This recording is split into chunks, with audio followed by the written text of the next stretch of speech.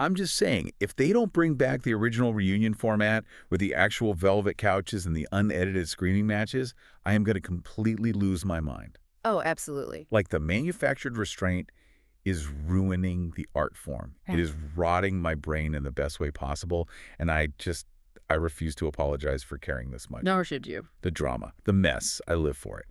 Anyway, hold your glass out. I'm pouring. Tell me when. Keep going, keep going. Ignore the line on the glass. Stop. Perfect. Honestly, the heavier the pour, the better, because tonight requires a medicinal amount of Pinot Noir. Babes, it's Monday evening, and we are back. Back on the couch, back in the studio, and back on our snark shit. We are so back. Welcome back to the couch, you guys. We missed you. We really did. And look, if you haven't already, take a second right now, grab the link to this show, and text it to your messiest friend. You know the exact one. The one who's currently fighting a war in a Facebook comment section over reality TV voting scandals and just, like, losing their grip on reality. Literally fighting for their lives in the comments. Bring them to the couch. There's plenty of room, the wine is flowing, and we are fully ready to spiral tonight. Oh, the spiral is already mapped out. Like, we are operating on that highly potent, incredibly dangerous mix of post-work exhaustion and that very specific delusion where your alarm clock went off this morning, you are back in your routine, but your brain is still mentally sitting on a beach somewhere. Just flat out refusing to participate in society. I am physically here, but spiritually I am out of office. Same. 100% same. But before we even get into the absolute chaos that was our television screens this week, I have to tell you about the weekend. Because we experienced the most wholesome, yet deeply confusing evening. Oh, God, what happened? We went to visit Joan and Felicia at the retirement home. Stop. The true queens of snark. The actual architects of modern gossip. I aspire to their level of unbothered judgment. They are the blueprint. Yeah. And you guys, walking into this facility is a full-body sensory experience. Like, it immediately transports you. It's a very specific vibe. You know the exact smell. It's that highly specific, scientifically unreplicable combination of, like, institutional lavender floor cleaner, aggressively hard butterscotch candies that have been sitting in a crystal dish since the late 90s. Yes. And just this heavy cloud of floral perfume that lingers in the hallway long after the person has walked by. But you are forgetting the lighting. Well, the lighting is criminal. The lighting is crucial to the psychological warfare of those places. It's that humming, fluorescent, overhead lighting that somehow washes out every ounce of warmth in your skin tone. While simultaneously highlighting every single microscopic flaw in your face. Exactly. It is hostile architecture, but manifested in lighting form. You walk in feeling 25, and you catch a glimpse of yourself in the hallway mirror, and suddenly you look like you've survived a harrowing winter on the frontier. It humbles you immediately. I feel so pale. But then you turn the corner, you get to their room, and the entire energy shifts. The feral gossip energy that Joan and Felicia bring to the table is unmatched. What were they wearing? Please tell me it's the tracksuits. Oh, they were sitting there, hair perfectly set, wearing matching velour tracksuits, ready to tear apart anyone and everyone in their orbit. So I went in prepared. You had a whole agenda. I had my mental notes aligned. I was ready to give them the full debrief on our recent trip to Salem. I had witchy gossip, haunted tour disasters, the spooky autumnal aesthetics. I thought I was delivering premium content. And let me guess, they gave you 0 engagement. Not a single ounce. They literally waved their hands to shush me. Joan shushed me in my own conversation. Oh my God, the disrespect. Right. They hijacked the entire evening because they urgently needed to discuss starting a new television show. And do you know what show these two octogenarians, who normally exclusively watch British baking competitions and murder mysteries set in quaint villages, are currently obsessed with? I have no idea. Citadel. Wait, the high-octane global espionage action thriller. Yes. And not only are they watching it, they are unironically standing Priyanka Chopra. Shut up! They were debating her stunt choreography. I am struggling to process the logistics of this. How did they even arrive at Citadel? It's not on network television. It's an Amazon Prime exclusive. That's what I'm saying. Are Joan and Felicia secretly operating iPads under the covers after lights out? Are they navigating the streaming UI better than my own parents? Because finding anything on Amazon Prime requires a map and a compass. That is the mystery. Are they more tapped into the pop culture zeitgeist than we are? Because I haven't even pressed play on Citadel yet. Neither have I. And Joan is sitting there giving me a nuanced critique of the narrative pacing and the geopolitical stakes of the plot, while offering this, like, intense analysis of Priyanka's tactical wardrobe choices. It sent me into a spiral. I felt out of touch. It's the algorithmic viewing habits of the elderly. It's fascinating. It really is. The generational gap is collapsing in on itself. The algorithm fed them a high-budget spy thriller, and instead of clicking away to find a documentary about yarn, they leaned in. I respect the hustle. They inspire me to broaden my horizons. It proves that a refined palate for television has no age limit. Seriously. But speaking of things that cause immense psychological distress and force me into situations I don't want to be in. Oh, no. I saw an email today that sent a chill down my spine, and we need to unpack the terror of it. Oh, I know exactly what you're going to say. Yeah. The impending doom, the calendar invite that strikes fear into the hearts of the working class. The crisis at the dental office. There is a mandatory work potluck on the horizon. The culinary Wild West. Just the word potluck makes my left eye twitch. It is a terrifying concept. It is forced socialization layered over a minefield of gastrointestinal risks. It is an analytical nightmare. Like, if you take a step back and examine the actual mechanics of a workplace potluck, it defies all logic and reason. Thank you. First and foremost, you are dealing with the sheer lack of food safety protocols. You are implicitly trusting that Karen from accounting, who cannot even operate the office printer without jamming it, somehow understands the internal safe cooking temperature of poultry. Which we know she doesn't. You are assuming she possesses a baseline knowledge of cross-contamination. I have seen Karen's desk. It is chaotic. Karen is definitely the person who cuts raw chicken on a wooden cutting board, gives it a quick rinse with cold water, and then uses that exact same board to chop strawberries for the fruit salad. Oh, absolutely. I just know to my bones. The trust issues are too deep. You are eating out of a kitchen you have never seen, prepared by someone who probably lets their indoor-outdoor cat walk directly on the countertops. Well, the cat hair adds texture, apparently. Gross. But beyond the hygiene, which is terrifying enough, let's talk about the science. The FDA temperature danger zone. This is where potlucks truly become sinister. The mayo. Yes. Someone always brings a mayonnaise-based potato salad. They transport it in their warm car, and then they leave it sitting on a folding table in the break room, directly under those hostile fluorescent lights we just talked about, for hours before lunch even begins. It makes me nauseous just thinking about it. It is room temperature. That is not a side dish. It is a thriving bacterial petri dish. Anything mayo-based sitting out at an office function is a biological weapon. It is playing Russian roulette with your digestive tract. But even if we ignore the food poisoning risks, the social terror of the potluck is what truly breaks me. Oh, the politics. The politics of what you were supposed to bring. It is a no-win scenario. If you bring something store-bought, everyone judges you for a lack of effort. You could hear the whispers like, oh, she just brought the plastic clamshell of Publix sugar cookies. How uninspired. So judgy. But if you spend 3 hours the night before making an elaborate homemade baked ziti and you bring it in a nice glass dish, you're exposing yourself to the ultimate vulnerability. Because nobody eats it. Exactly. Because if nobody eats it, you have to stand there sipping your lukewarm tap water, watching your beautiful baked ziti sit completely untouched, while the entire office aggressively devours the store-bought Publix cookies anyway. It's devastating. The rejection is too much for my nervous system to handle. I would cry in the supply closet. This is exactly why the only acceptable strategic move in a potluck scenario is to monitor your inbox like a hawk. And the second that sign-up sheet goes around, you claim paper plates and napkins. Yes. Secure the non-perishables. You secure the non-perishables, or you execute my personal strategy. You show up with 2 bottles of heavy Pinot Noir, set them on the table, and declare you brought a grape salad. A grape salad. Oh my Yeah. God, honestly, that is the safest option in the room. No salmonella in the grape salad. Exactly. It's a crowd pleaser, and it disinfects the palate.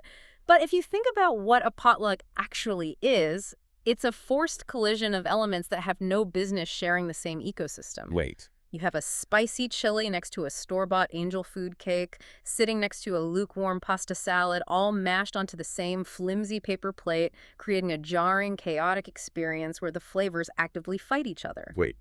A forced collision of elements that shouldn't share an ecosystem. You just described the exact television event we need to unpack tonight. The transition is flawless. Because that is precisely what ABC did to us this week. They orchestrated a television potluck, and it gave everyone indigestion. I am still recovering. My nervous system has not regulated since Monday night. Let's set the stage, because the stakes were already astronomical. Huge. We are at the top 5 of American Idol. These kids are fighting for 3 spots in the 3-hour finale. The pressure is immense, the margin for error is non-existent, but the producers looked at this high-stakes environment and said, you know what these vocalists need while they try to secure a recording contract? A sensory overload of unrelated obstacles. Yes. Instead of letting them focus on pitch, breath control, and emotional connection, they force these contestants to sing for their professional lives while the cast of Dancing with the Stars, we're talking Gleb Savchenko, Whitney Carson, Riley Arnold, John Ravnik, were executing high-speed ballroom choreography in tight circles around them. It was so jarring. Like, as if it wasn't enough to make a 22-year-old dissociate on live television, they also had to perform duets with alumni from season 5. Which is wild. We are talking about the class of 2006, which, I mean, the nostalgia was definitely hitting my millennial heart, but the sheer volume of things happening on that stage was dizzying. But the real shift in the ecosystem, the thing that exposed the entire structural flaw of the current iteration of the show, wasn't the dancers or the alumni, it was the judging table. Oh, absolutely. We saw the return of the original judges. Paula Abdul and Randy Jackson were back in the building. Seeing them on that screen did something to my soul. It healed a part of my inner teenager that used to vote on a Motorola Razr. It was a nostalgic hit, sure, but analytically, it was incredibly revealing. Having Paula Abdul sitting at that desk cast a massive, glaring spotlight on the current judging panel. Yep. It forced us to confront the reality of Luke Bryan, Carrie Underwood, and Lionel Richie. The cheerleaders. The toxic positivity squad. Precisely. The internet has been theorizing about this for weeks, but having Paula there proved it beyond a shadow of a doubt. She actually did her job. Right. The current judges are operating under a mandate of brand protection. They refuse to offer genuine critique because they are terrified of hurting a contestant's feelings, which would in turn hurt their own Q rating with the core demographic. So they just offer endless hollow praise. But Paula stepped out of a time machine and actually did the job. It was so refreshing. I forgot what it sounded like to hear an adult give a younger person advice on television without it sounding like an Instagram therapy infographic. She was offering specific, actionable vocal pedagogy. She looked a contestant in the eye and told them to use your lower register as a weapon. Such good advice. Let's break down why that matters. Modern reality TV singing relies so heavily on pushing the chest voice as high as possible to manufacture a moment. It leads to a lot of screeching. So much screaming. Paula recognized that power isn't just about high notes. It's about grounding the sound, supporting the breath from the diaphragm, and accessing the resonance of the lower register. That is actual musical direction that can alter the trajectory of a performance. She was giving master classes. And contrast that with the current judges, whose entire vocabulary consists of saying, "You really made that your own, buddy," or "You look like a star." It's infuriating. It really is. But we have to talk about Randy Jackson.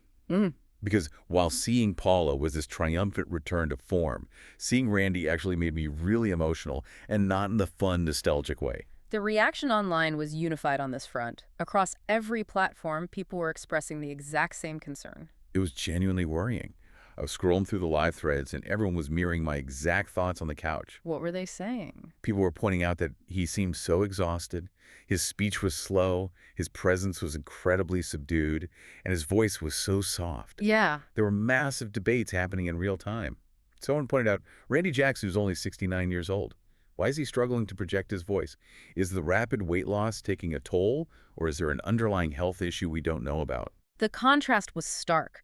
We remember him as the booming, energetic center of the panel, the "it's a no from me, dog" energy that defined pop culture in the 2000s. Exactly. To see him present as fragile was a shock to the system, but we have to look at it objectively. Aging in the public eye is a brutal process. Some fans were pushing back against the panic, pointing out that this is often just what significant weight loss combined with normal aging looks like. That makes sense. When you lose that much volume in your face and body later in life, it can prematurely age your appearance. One user commented that their own father is Randy's exact age, has a similar medical history, and presents exactly the same way. I mean, that's fair. It just broke my heart a little bit. It was a very harsh reminder of how much time has passed since 2006. Yeah. We are not teenagers anymore, and neither are they. We certainly aren't. But I will say this. Even if he didn't have the booming projection, his musical ear is still flawless. He was in those rehearsal rooms mentoring these kids, identifying pitch issues, helping them navigate tricky key changes, and trying to build their confidence. The expertise has not faded. The expertise is intact.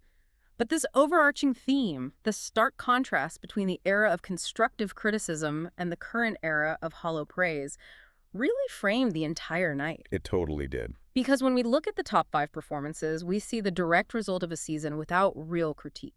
The performances were a chaotic mix of raw talent, glaring technical flaws, and deep delusion. So let's break down the actual execution, starting with the thematic disaster of the DWTS cross-promotion. The corporate synergy sabotage.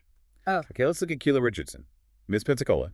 She had the horrifying honor of kicking off the entire live broadcast, and her solo choice was Tina Turner's River Deep Mountain High. Which, on a normal day, standing perfectly still, is a massively difficult vocal mountain to climb. The breath control required for Tina Turner is Olympic level. Right, and ABC decided this was the perfect moment to deploy the ballroom dancers. So Keyla's trying to hit these massive belts, and she has a professional dancer doing the cha-cha, literally grinding on her mid-song. It was so bad. You could see the panic flash in her eyes. The visible nerves took over. It is entirely understandable. Let's talk about the physics of that moment. You are trying to anchor your diaphragm to hit a sustained high note, which requires intense physical concentration and core stability. Yes. Suddenly, a sequined man invades your personal space, breaking your concentration and forcing you to adjust your physical stance. The breath drops, the subglottic pressure falters, and the pitch immediately goes flat. But she powered through the awkwardness. Like, I have to defend Keyla here, because I know she takes a lot of heat. I love her showmanship. She brings an explosive energy to the stage that you need for a live tour. She definitely has energy. The outfits are fierce, the presence is massive, and Paula Abdul looked right at her and called her vocal range a weapon. Paula said she goes from a whisper to a thunderstorm. When she did her duet of Stevie Wonder's Living for the City with Taylor Hicks. Oh, Soul Patrol. Yes. Yeah. The energy between them was electric. They were bouncing off each other so well. I hear your defense of her stage presence, but we need to bring in the heat from the audience because the internet vehemently disagrees with your assessment. Oh, I know. The Facebook moms are ruthless, have a vendetta. It's not just a specific demographic, it's a widespread musical critique. People are calling her flat, tone-deaf, and the primary complaint is that she oversins every single phrase. That's just her style. A commenter wrote, "Keyla is terrible. Who is voting for her?" And the biggest point of contention is the judging panel's reaction.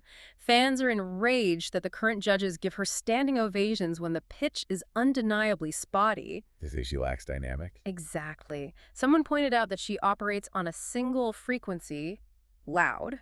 Her tone is flat, and her vocal runs don't carry emotional weight. They just feel like she's yelling at the audience. That is so mean. And analytically, looking at that Tina Turner performance, she was struggling to find the center of the pitch. She was pushing so much air to be loud that she sacrificed accuracy. But Luke, Carrie, and Lionel just stood up and clapped like she had reinvented the genre. They treat volume as a substitute for vocal excellence. I think people are being overly critical. Does she have pitch issues? Yes. But a live audience in the room experiences that volume differently than we do through our TV speakers. That's fair. In the room, that volume creates a physical vibration. That's the thunderstorm Paula felt. But okay, if we want to talk about the opposite of a thunderstorm, let's discuss Chris Tungseth. The king of flannel angst. He leaned so hard into the acoustic vulnerability. For his solo, he sang Noah Kahan's Northern Attitude. And then for his duet, he was paired with Bucky Covington for Garth Brooks' The Thunder Rolls. Before we discuss the vocals, we must acknowledge the visual comedy of Chris and Bucky sharing a stage. The internet dubbed it the Battle of the Hair and Beards. Oh my God. It was a staggering amount of facial hair and flannel localized in one area. It looked like a casting call for a lumberjack reality show. It was aggressively country rock. But during Northern Attitude, I actually swooned a bit. I felt that ache in his voice. Yeah. Paula called it a tender ache. And she was right. Yeah. He looked comfortable behind the guitar. He was charming. He was in his element. He looked incredibly comfortable, like a guy playing for tips by the bathrooms at a local pub. Stop. Look, I agree with the most brutal, devastatingly accurate Reddit assessment of the night regarding Chris. Someone wrote, "He sings great, but he just sounds like another guy in a Florida dive bar." A Florida dive bar. That is so specific. It's lethal. But is it inaccurate? Let's analyze what dive bar energy means in this context. It means you are pleasant background noise, you are technically competent, you don't offend the ear, but you do not command the room. Okay, ouch. You are not a recording artist, you are ambiance. We are at the top 5 of a national, multi-million-dollar television franchise. Pleasant does not secure a record deal. Furthermore, his performance with the dancers behind him, hilarious. Foxtrot. You have Gleb doing a sensual routine while Chris is standing completely still singing folk music. The disconnect was absurd. It was two different shows airing simultaneously on the same screen. But the true highlight of Chris's segment had nothing to do with him. It was the most iconic Paula Abdul moment of the broadcast. It was legendary. Paula's sitting there, getting emotional over seeing Bucky Covington again.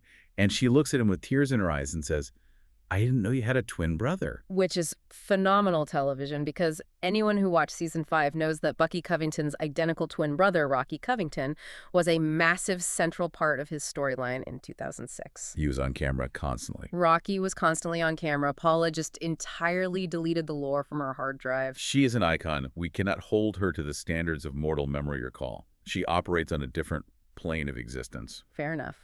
Let's move to the contestant who was visibly traumatized by ABC's cross-promotion, Braden Rumfelt. Poor Braden. He sang Teddy Swim's Lose Control. Can we institute a moratorium on this song? If I never hear Lose Control performed on a reality television show again, I will rejoice. Seriously. It is the new Hallelujah. It is the mandated, gritty vocal track of the year. It is exhausted. Every gritty male vocalist is required by law to sing it. But Braden's performance was derailed by the choreography. He looked so out of place. He was giving a stiff, corporate PowerPoint presentation while these lithe, athletic dancers were sweeping around him. He was terrified. His eyes were darting back and forth. He looked like he thought one of them was going to tackle him. The physical manifestation of his anxiety was alarming. He was vibrating with tension. Randy actually gave him great advice, telling him he needed to lose control, ironically enough, and get out of his head. Because here is the tragedy of Braden. If you closed your eyes and ignored the visual panic, the vocal execution was spectacular. It really was. He hit those raspy, soaring notes with so much emotional weight. Paula said his voice made her feel wrapped in a cozy blanket. And his duet proved he has the chops. He sang The Show Must Go On by Queen with the legendary Paris Bennett. Paris Bennett, the fact that she still has those massive pipes is incredible. They both belted for the heavens. It was intensely theatrical. Braden has this smoky, textured quality to his voice that explodes when he hits the chorus. It was a good match. Their voices didn't blend perfectly. They were almost fighting each other for dominance. But the sheer power of the two of them going toe-to-toe was undeniable. He held his own against a veteran. He proved he was a vocal technician, even if his stage presence needs serious media training. But now we have to pivot to the most polarizing figure left in the competition, the contestant who reveals the deepest flaws in the voting system, Hannah Harper. Hannah took a massive left turn tonight. She decided to show versatility, so she sang Fever by Peggy Lee. A massive risk. Randy criticized the song choice heavily, but he applauded the attempt to break out of her box. She gave us the casual finger-snapping, the sultry, smoke-filled jazz club aesthetic.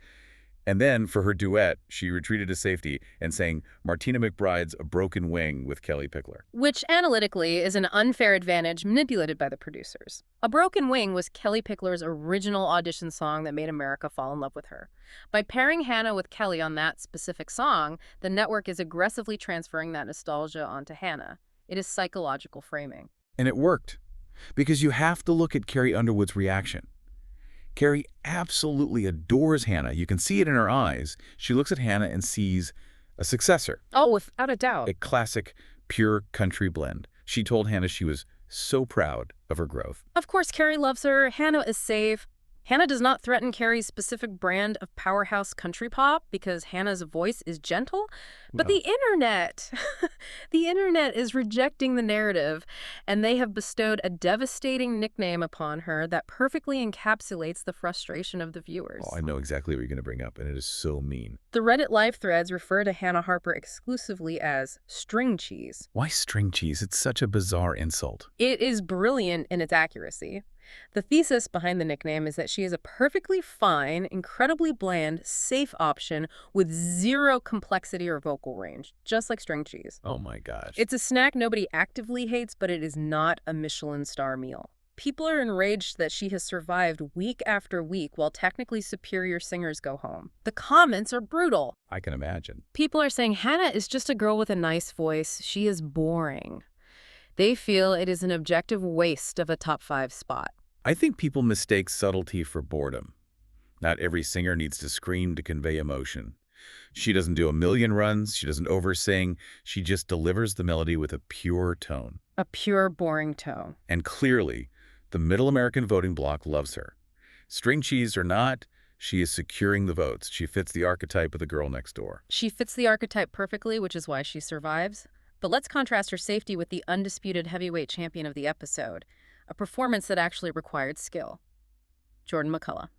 I need to take a deep breath to center myself before we talk about Jordan, because watching him sing was a spiritual experience. It was unreal. It felt invasive to watch, was so raw. He sang Footprints in the Sand by Leona Lewis, dedicating it to his younger brothers. Massively difficult vocal arrangement. It started so soft, so delicate, and then it just expanded into this powerhouse vocal explosion. Lionel Richie was stunned. He called it spinal cord singing. He said the tone bypasses your ears and hits your nervous system directly. And Paula experienced a full existential crisis at the judges' table. She really did. She looked at Jordan with tears streaming down her face and said his gift was otherworldly and that it made her question her own existence. When a judge stops critiquing your pitch and starts questioning their place in the universe, you have delivered a defining television moment. And if that wasn't enough, he requested Elliot Yamin for his duet, E-Train. And they sang The Song for You by Donny Hathaway. Let's analyze the mechanics of this duet, because it highlights a fascinating dynamic. Almost every other 2006 alum who returned, Bucky, Kelly, Taylor, had to visibly dial back their own vocal power. You could tell. They were pulling their punches so they didn't completely overshadow and humiliate the current contestants. They were playing a supporting role. Elliot Yamin did not dial back a single percentage point. Not at all. He stepped up to that microphone and sang his face off. And he didn't overshadow Jordan, because Jordan is simply that skilled. They matched each other blow for blow. It was a masterclass in harmonic blending and emotional intelligence. They were trading these insanely complex vocal runs, harmonizing perfectly, feeding off each other's energy. It was flawless. The reverence Jordan showed Elliot and the respect Elliot gave Jordan in return, it was beautiful. Paula called it a Grammy-level performance. Luke Ryan said it was like watching a Lamborghini and a Ferrari race down a track. It was the peak of the season. Undeniably, which makes the final moments of the broadcast all the more infuriating. The elimination meltdown. The lights dim in the studio. Yeah. Ryan Seacrest is executing his signature dramatic pauses. The tension is awful. Kieran, dim the lights. The top three are revealed. Keyla, Hannah, Jordan. Which means the journey ends for Chris and Braden. Chris going home makes analytical sense. The dive bar has officially closed for the night. He hit his ceiling. But Braden, the internet rejected that reality. And honestly, looking at the vocal performances of the night, I rejected it too. People were furious. I was refreshing the live threads and it was a wall of pure rage. Braden was robbed. How does string cheese advance over Braden? The math didn't add up. People could not compute the math. How does Keyla, who had undeniable visible pitch issues all night, survive? How does Hannah, who gave a safe, low-stakes performance, survived, while Braden, who gave arguably the most technically proficient vocal of his season outside of Jordan, gets sent packing? This is where the conspiracy theories began to bloom in real time. Viewers began doing forensic analyses of the social media voting flaws. People were claiming that large blocks of votes were cast for Braden on Facebook, but because voters were spelling his name with a Y-B-R-A-Y-D-E-N, the automated moderators weren't tallying them correctly. Which is such a deeply specific, tragic reality TV outcome. Losing a life-changing, multi-million-dollar recording contract because your aunt's book club can't spell your name right in the comment section. It's devastating. But this elimination forces us to confront a structural flaw in the entire franchise. And I want to pose this question to you guys listening and to you. What is the actual metric of success here? Right. Are we voting for the best vocal technician? Or are we voting for the person who looks the most natural waving from the back of a convertible in a hometown parade? Because if this is truly a vocal competition, the math of Keyla and Hannah advancing over Braden is factually incorrect. The math is broken. Braden possesses a stronger, more complex vocal instrument than Hannah. But Hannah is the homecoming queen. She's the girl you want to buy a t-shirt from. Exactly. It is, and always has been, a popularity contest disguised as a meritocracy. The illusion of the singing competition was shattered this week. Shattered completely. And to process this grief, I think we need to transition into our segments. We need to categorize this chaos. Let's start with a classic, main character or background extra. I love this segment. The premise is simple for anyone new to the couch. We look at the cast of characters from this specific episode and we rate their energy. Are they driving the narrative plot forward, Or are they just standing idly by the craft services table, blurring into the wallpaper? I will kick us off, and I am bypassing the current cast entirely to focus on the alumni. Taylor Hicks and Elliot Yamin, they delivered massive, undeniable, overwhelming main character energy. I agree. The aura was massive. Think about the sheer audacity required to execute what they did. You return to a television show 20 years after your original season.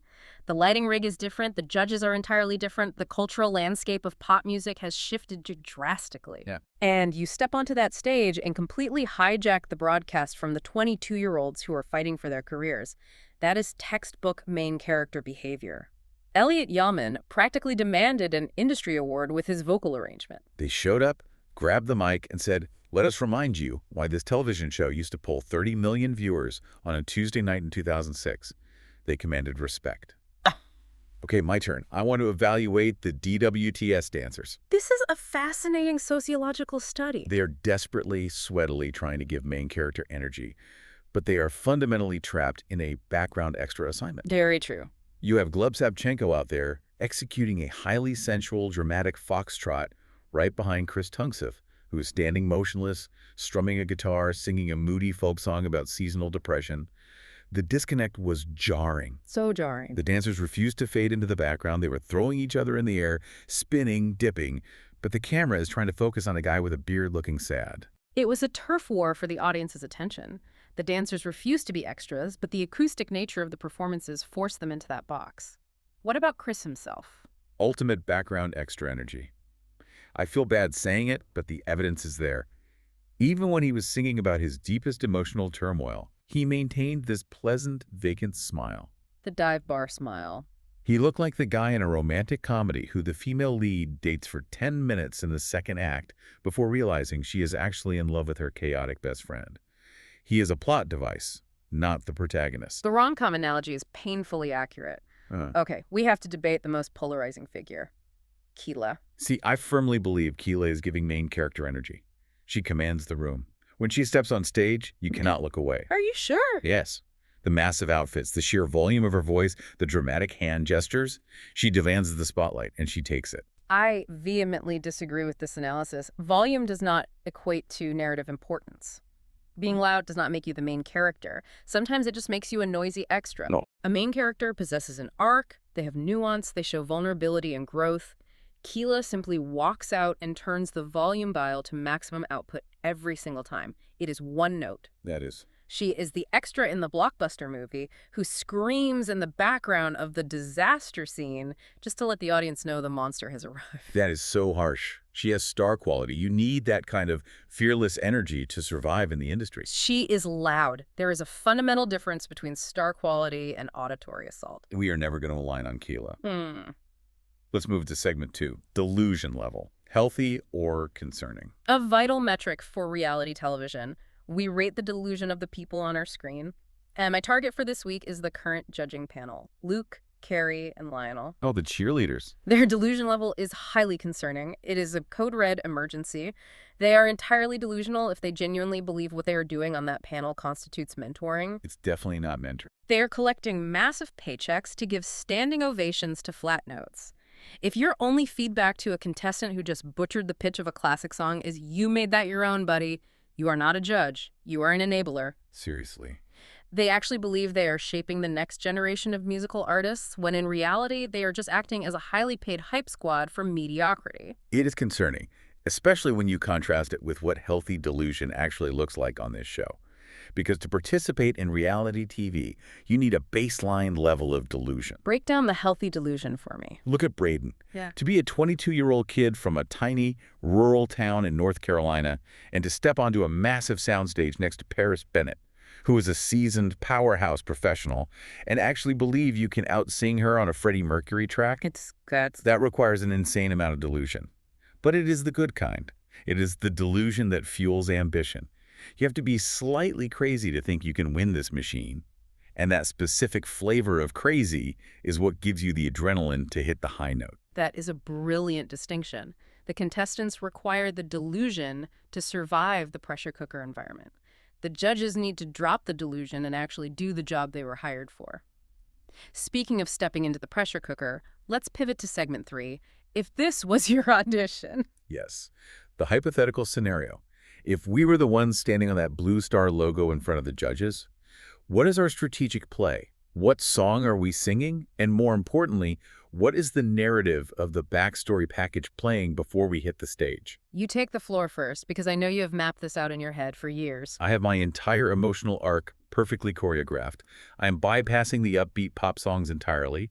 I'm going for a fully emotional, tear-jerking ballad. I'm thinking a stripped-down, agonizingly slow acoustic version of Dancing on My Own, or maybe Angel by Sarah McLachlan. Emotionally devastating. And what is the tragic backstory? The backstory package opens with B-roll footage of me staring wistfully out a rain-streaked window. The lighting is moody. I am holding an incredibly large glass of red wine. Yep. The voiceover kicks in, and it's me, my voice cracking slightly, discussing the deep, enduring trauma I have faced in my life. And the trauma is the psychological warfare of the dental office potluck. I am breathless. I would look right at the camera and say, I spent 3 hours on that baked ziti. I used the good ricotta. Yeah. And then, to watch Karen eat a public sugar cookie instead, Yeah. the rejection broke something fundamental inside me. Oh my God. Cut to footage of me wiping a single perfect tear. But today, I'm singing to prove that even if they prefer store-bought garbage, my voice still matters. It is a masterpiece of emotional manipulation. You would win an Emmy for the package alone. The Facebook moms would adopt you immediately. You would become the new string cheese, sailing straight to the finale based purely on the potluck sympathy vote. I know my demographic. What is your strategy? My strategy is highly sarcastic and incredibly self-aware because I know I cannot compete in the earnestness Olympics. My song choice would be something aggressively inappropriate for ABC's family-friendly middle America brand. What do you see? I would perform an unedited, slow jazz rendition of WP. Lionel Richie would physically faint. He would slide under the desk. That is the primary objective. And my backstory package wouldn't feature a sob story. It would just be B-roll footage of me sitting on my couch, aggressively complaining to the camera crew about mundane inconveniences. Like what? I would rant about my neighborhood's fluctuating internet speeds and how the reality TV editors are clearly going to splice my dialogue together to manufacture a villain edit. I would be actively winking at the camera, breaking the fourth wall, pointing out the boom mic operator. The producers would cut your mic before you reached the chorus? True, but I would become a cult legend on Reddit. Like, did you see that guy who complained about his router and then sang a jazz cover of Cardi B, a visionary? The Snark Squad would build shrines to you. Okay, final segment of the night. Segment 4, Judges Group Chat. The premise for this one. If the judges, Paula, Randy, Luke, Carrie, and Lionel, were all in a private iMessage group chat under the decks during filming, what is the actual unfiltered dialogue happening while the cameras are rolling? It would be so incredibly shady. Let's build a transcript. Okay, the performance finishes. Chris Tungseth and the foxtrotting dancers wrap up. The camera cuts away for a commercial break. Paula immediately grabs her phone under the desk. She texts the group. Who authorized the ballroom dancers to grind on the gospel folk singer? I am deeply uncomfortable and my aesthetic sensibilities are offended. Luke is staring blankly at his screen, using his index finger to type slowly. He replies, "Hearing man, I just told him he had good hair. Did anyone else notice his beard? It looks very full. What product is he using?" Randy, who we have established is operating on a severe energy deficit, doesn't even type. He sends an audio message. It's just a 3-second recording of him sighing heavily. It's like a heavy sigh. And then he follows it up with a text. Dog, I am too tired for this. My lower back is seizing. How many more of these kids are left? And Carrie, who is hyper-aware of the optics and the live feed at all times, realizes a roving camera is panning towards their desk. She aggressively texts the group in all caps. "Keep smiling, guys. Camera 4 is on us. Show your teeth. Paula, stop making that face of disgust. The Midwest is watching." And Lionel, who is vibing on a completely different frequency, just responds with a string of unrelated emojis, a thumbs up, a saxophone, and a picture of an alien. Because his mind is in the cosmos. You just know the current judges deeply resented Paula being there, exposing their lack of critique. Oh, without a doubt. The second she left the building, they were gossiping. Like, can you believe she actually gave them constructive feedback? Who does she think she is, trying to help them improve their vocal technique? It makes us look like we don't care.